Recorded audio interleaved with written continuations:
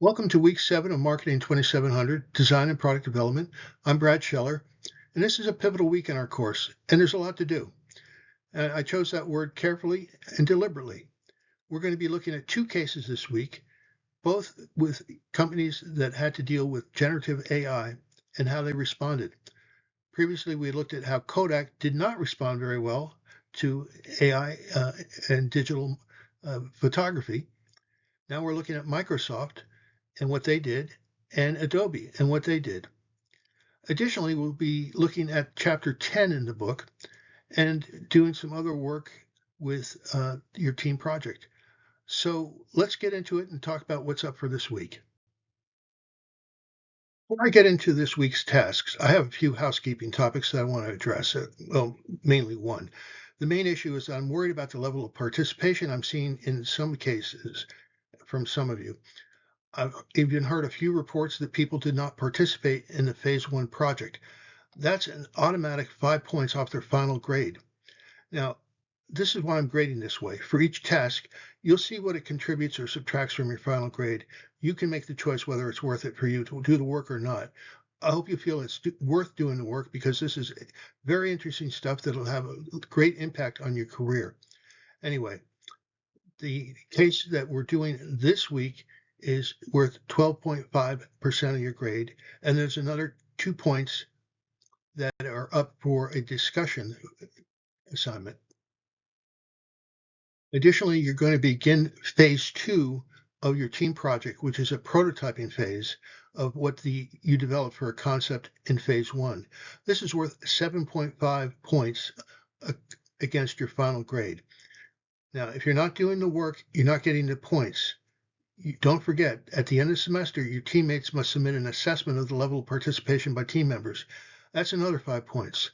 So if you're not participating, you stand not only to lose the 5 points you lost this phase 1, another 7.5 that you're losing potentially in phase 2, and another 5 points from your team feedback. You're getting close to where you may not pass the course based on if you're putting all your eggs in one basket for whatever you're trying to figure out.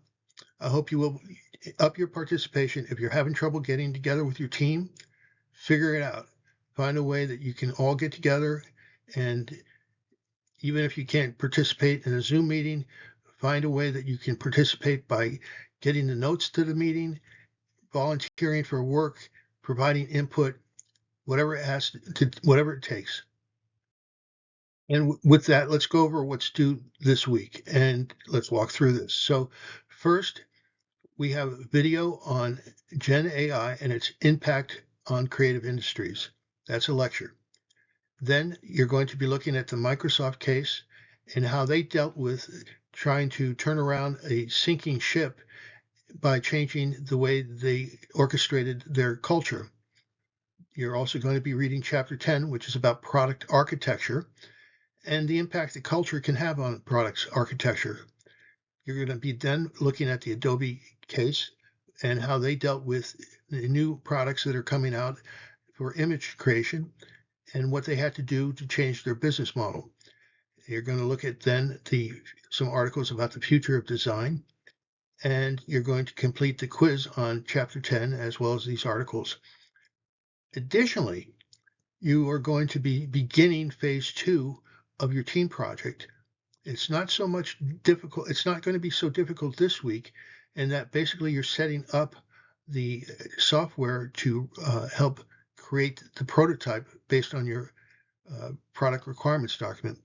However, you should get a start and create the first draft of your system, whatever it is, hardware, software, physical object, or digital object, so that you have your first draft and can start iterating on that. And you're going to be doing that over the next couple of weeks.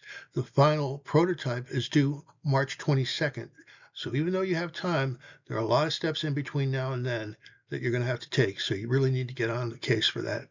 Additionally, of course, you're going to give me an update on Notebook LM and your usage there by loading chapter 10 and coming up with some insights on that. And then the big thing this week is worth 12.5 points, and it's a case study analysis of the Adobe situation.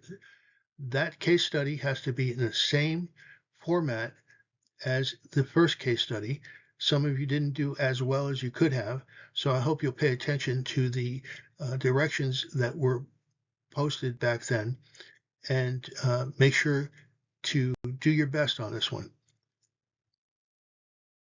In our video lecture, I'm going to be talking about what generative AI has meant for the creative industry broadly, and basically because this directly affects your careers. The magazine article, Future of Design, describes a fundamental shift in the designer's role. Traditionally, designers were valued for two things: craft skills, technical ability to use tools like Photoshop, and taste, the judgment to know what looks good and what works well. Well, AI is rapidly commoditizing craft skills. Midjourney can generate a professional illustration in 30 seconds, probably beyond what most people can do. So the value of knowing how to draw that illustration manually, well, it's changed. It's gone away.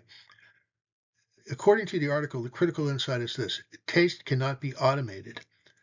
The article posits that the ability to look at 10 AI-generated options and know which one resonates with your target audience, well, that's human judgment.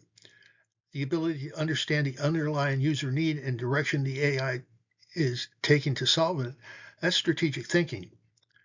Now, of course, I'm going to dispute some of that, so make sure to get the popcorn out for the fireworks.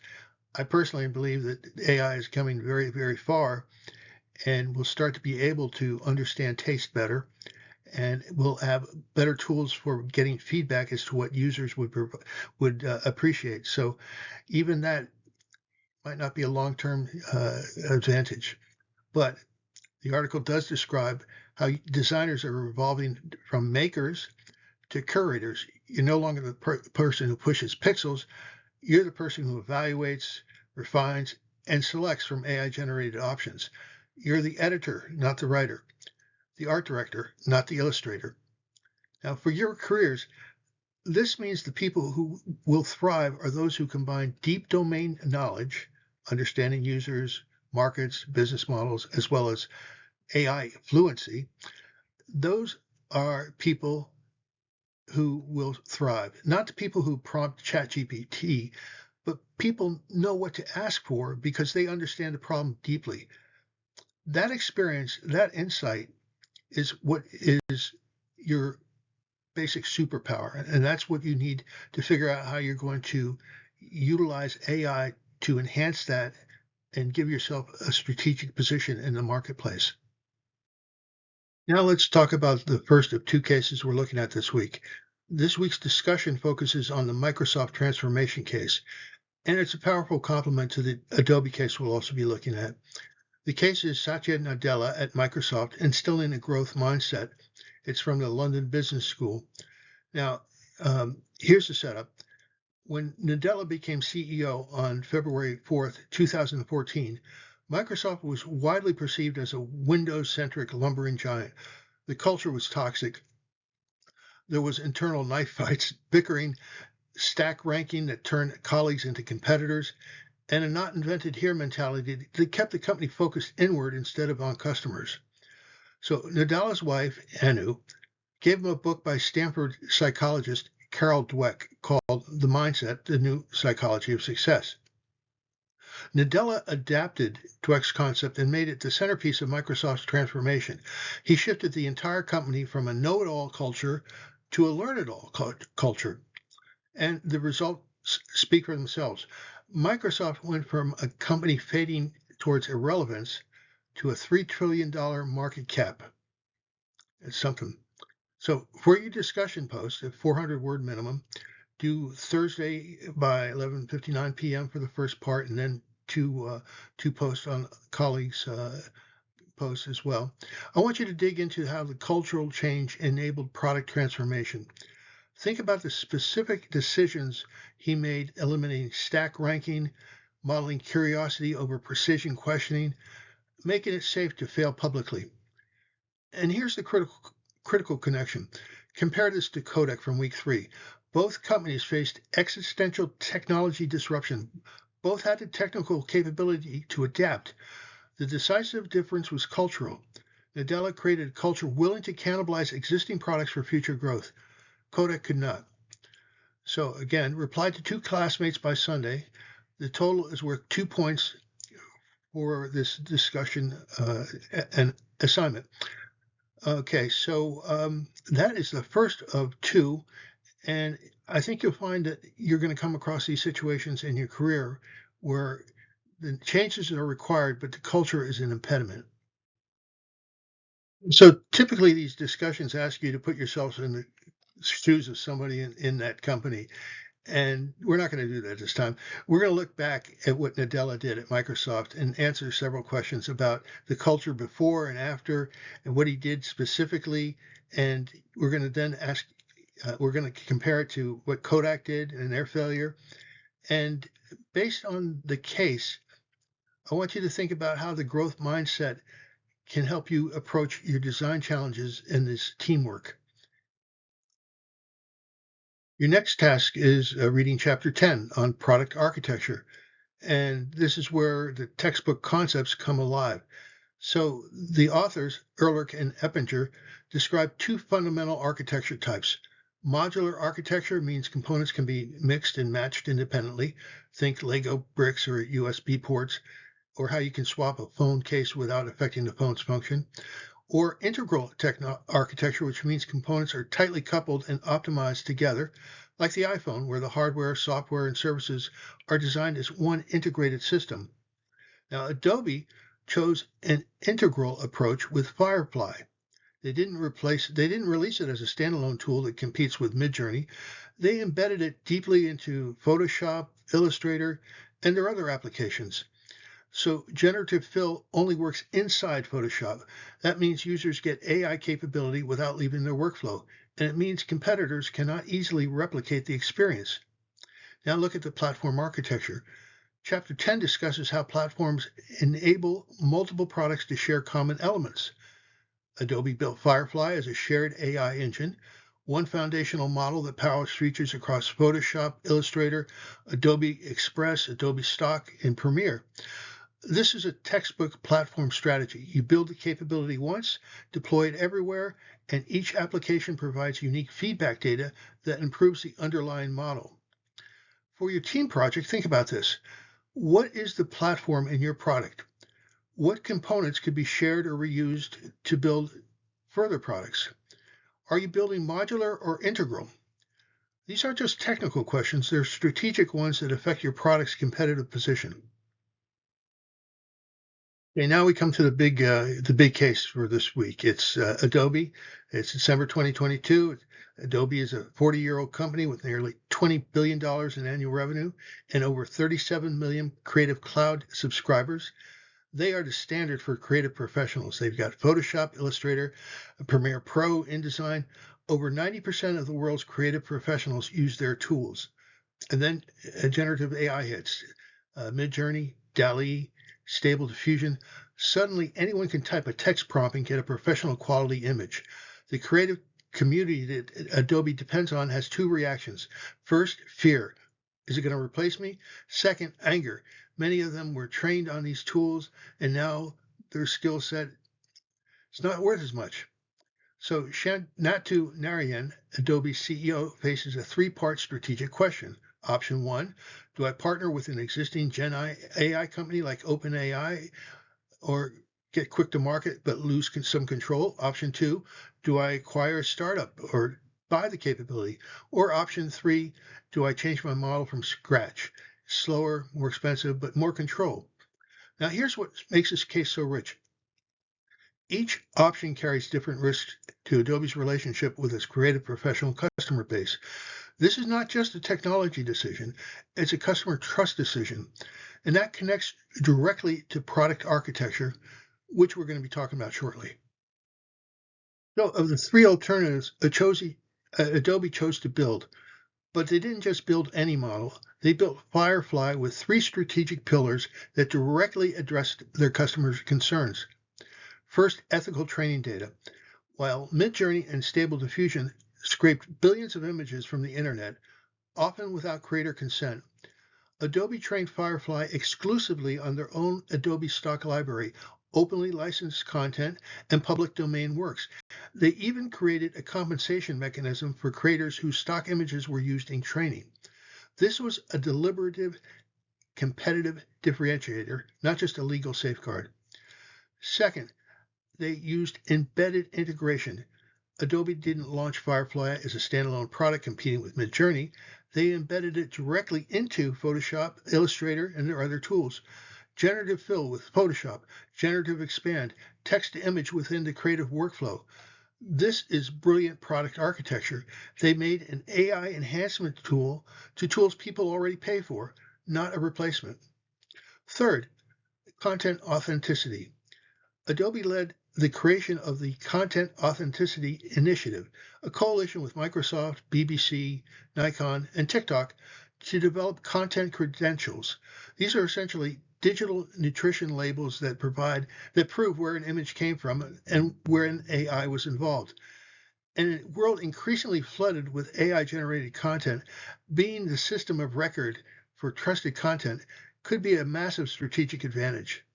So by March 2024, 45% of Creative Cloud consumers were already using Firefly, and the strategy continues to work. So let me connect the dots across our course narrative. We've deliberately structured 3 company case studies that represent 3 different responses to technological disruption. Week 3, there was the Kodak case. They invented digital photography but chose to protect their film business. The result, they went from $13 billion in revenue to bankruptcy. The lesson, denial kills. This week, we're looking at Microsoft under Satya Nadella. The company was becoming irrelevant under Steve Ballmer. Nadella transformed the culture, embraced cloud computing, and made bold bets on AI, including a $13 billion investment in OpenAI. The result, from near irrelevance to $3 trillion market cap. The lesson, bold adaptation wins. And now, again this week, Adobe. They're in the middle of their transformation right now. They chose to build their own AI model, train it ethically, embed it in their products, and lead the content authenticity movement. Revenue is still growing. Firefly adoption is strong, but the story isn't over. So your deep case analysis, 5 to 7 pages, it's worth 12.5% of your grade. Ask you to evaluate Adobe's strategy. Are they making the right choices? Where might the strategy fail? What would you recommend differently? You need to apply the frameworks we've studied, Cooper's success factors, product architecture from chapter 10, the Kodak and Microsoft lessons, and build a convincing argument. This is due Sunday night, so budget your time accordingly. Next thing on your plate this week is starting phase 2 of your team project. And let me quickly walk you through the tools you're going to be using in this phase to build your prototypes. I streamlined this to just 4 tools that work together as a complete system. First and most important, Claude Code. This is your primary build partner. It was a terminal-based AI coding agent, but I found a way to put a GUI front end, graphical user interface front end on it. So it looks just like a Claude.ai or ChatGPT, whatever. So the difference between this tool and other tools is, especially with the application I'm giving you, is it can read your entire product requirements document, PRD, understand your project structure, generate the architecture, write code across multiple files and actually create files onto your hard drive, debug issues, test the code, fix the code, deploy your application. It's almost autocomplete. It's not exactly that, but it's a coding partner that understands the full context of what you're building. And if you have a Cloud Pro subscription, which you do as students, you already have access to this tool for free. Second, we're going to look at Google Images. Google's done a great deal of work in terms of coming out with fantastic tools in the area of imaging and videos and a slew of other tools. And I'm going to actually post some things in the videos this week about what Google's been up to. But they have the thing called Google AI Studio. And from that studio, you can get access to free usage for their tools, such as Nano Banana Pro for image creation, as well as VO3 for video creation. You can use these tools for basically rendering product design, packaging mockups, marketing videos, landing pages, pitch decks, whatever, all without hiring a photographer or a 3D artist or a director of video. And the free tier gives you plenty to work with. They give you a lot of credits that you can use towards this work, and it's going to be sufficient for what you're going to be doing in this phase. The third tool is Claude Opus 4.6. And this is the most advanced AI model available. I use it all the time. It's a fantastic tool for doing things like analyzing what you're trying to do, creating a plan, creating a test plan, coding, then testing, fixing, deploying, everything you need to do. It's a wonderful orchestrator of tasks. And as you saw in phase one, hopefully, if you used it, it can walk you through, basically guide you through as a cookbook for a process that can be quite complex. So that is the tool you're going to be using. And again, you get it free as a student. And the final component is GitHub, which was a company that was purchased by Microsoft, actually. And this is where you can store all your code, and it does a great job for version control. So if you want to go back and do something, change something that was there before, you can get back to that. So it's a little different than keeping everything on your hard drive. And it's great for using, it provides an ability to host your code as a URL and allow us as your classmates and your professor to see what you're doing, to see the code, your prototype, without any money spent. So all these come together, and we're going to turn your PRD, your product requirements document, into working code with images, a landing page, a story behind it, the whole thing, and come up with a professional looking prototype. It's going to take a couple of weeks. The first version that's going to be you're going to work on this week is just your first draft, and it's going to be improved over time. So let me talk a little bit more about what's happening with your group projects, because this is the big milestone. Phase two is officially underway. You're going to build your prototype. And, in phase one, you define what to build, your product requirements document, your PRD. In phase two, you're actually going to build it. And this is where the rubber meets the road. So what prototype means depends on your product type or your concept type. If you're building software or an application, I need a deployed functional application accessible via a URL. Core features need to work.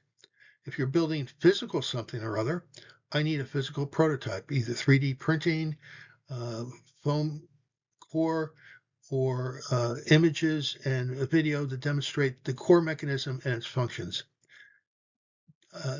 So those are the key things that you're going to be required to deliver. Now, the key word here is MVP, or minimal viable product. Goal is not perfection. It's to create something functional enough to test with real users, gather feedback, and iterate. We want to see a working prototype with rough edges rather than a beautiful mock-up that does nothing. Now, if you've seen my videos, you know I dislike MVPs now.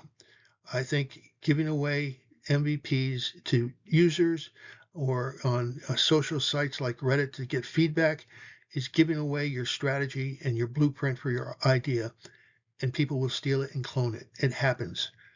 So I'm going to go with the MVP concept for prototyping now, but later in this project, we're going to work on creating synthetic persona that represent the users to give you feedback. And studies have shown that when done correctly, it generates 95% as accurate as user groups. So This is what we're going to get to, but we're going to start with just a basic prototype and think about developing as a MVP. The case or this project phase is worth 7.5 points. Again, I would stress that you need to be involved with your team, because if you're not, you're going to lose those points as against your grade, and you're probably also going to get dinged another 5 points by your teammates when they reflect on how much you participated in the project. So with that, let's talk about the actual workflow. And this is something called vibe coding, and it's you basically run through the entire cycle multiple times in a single day nowadays. And step one, you describe, write what your app should do in plain English. Be specific. Don't say, build me a survey tool. Say, and I'm reading the example on screen, build a product feedback survey app. It should have a landing page explaining the survey, 5 multiple choice questions about product preferences, a comments field, a thank you page after submission, and an admin dashboard showing aggregated results with charts. Use a clean, modern design with blue and white colors. Boy, good thing I memorized that, right? Step two, you generate.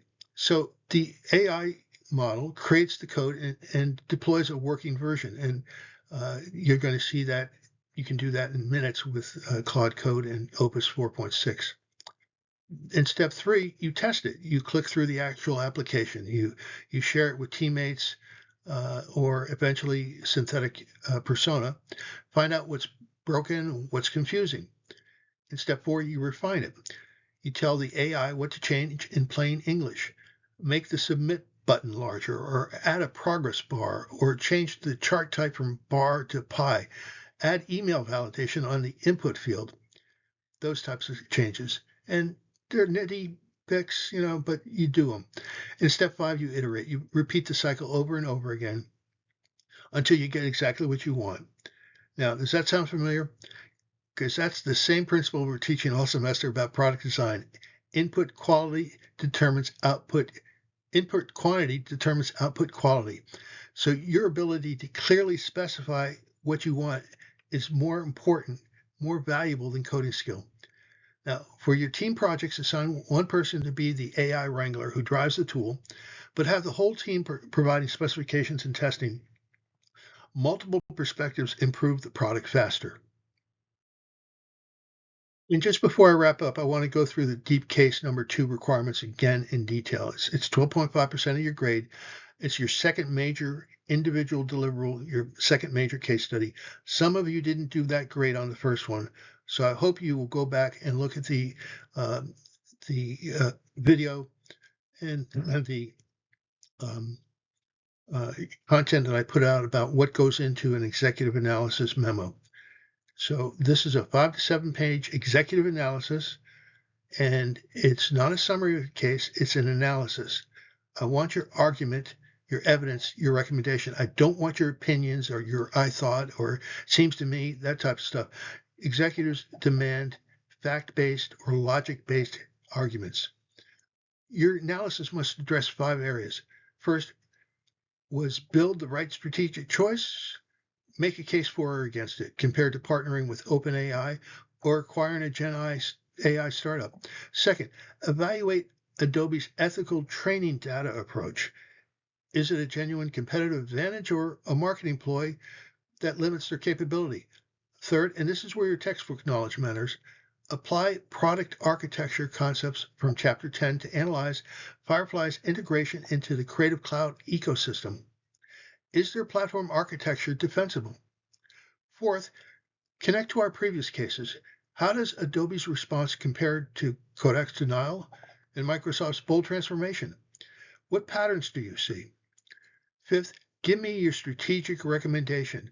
If you were advising Adobe's board, what would you tell them to do next? Remember, this is in the middle of the transformation. So, pro tips for a strong paper. Use Notebook LM. Upload the case, Chapter 10, and the Future of Design articles, and ask it targeted questions. What are the risks of Adobe's ethical training data approach? How does Adobe's product architecture compare to Microsoft's? How will AI integrate it into their applications? allow them to compete against the standalone products like Midjourney. Think like an executive. You're an advisor briefing their board with data from the case. Make specific recommendations, take a clear position, and defend it. The strongest papers will weave all three cases, Kodak, Microsoft, Adobe, into one coherent narrative about how companies should respond to AI disruption. That's the course's central theme, and this paper is where you show that you understand it. So as I stated in the very beginning, we're going to be covering a lot of ground. Well, we did. We covered Adobe's GenAI strategy, the product architecture concepts from Chapter 10, what Microsoft did, the shift in creative industries, the prototyping tools that you'll be building with your right now in this phase of your project. But remember, the through line of this course is that understanding product design fundamentals, not just tools, is what creates lasting career value. Kodak had the technology but lacked the strategic vision. Microsoft had the vision and executed boldly. Adobe is betting that building responsibly will win. Your deep case analysis is your chance to evaluate that bet. Start your case analysis early, use Notebook LM. Set up office hours if you want to workshop your argument. I'm available to help. And keep building your team prototypes. The functional prototype milestone is coming up soon. So see you next week. Build, test, learn, and repeat.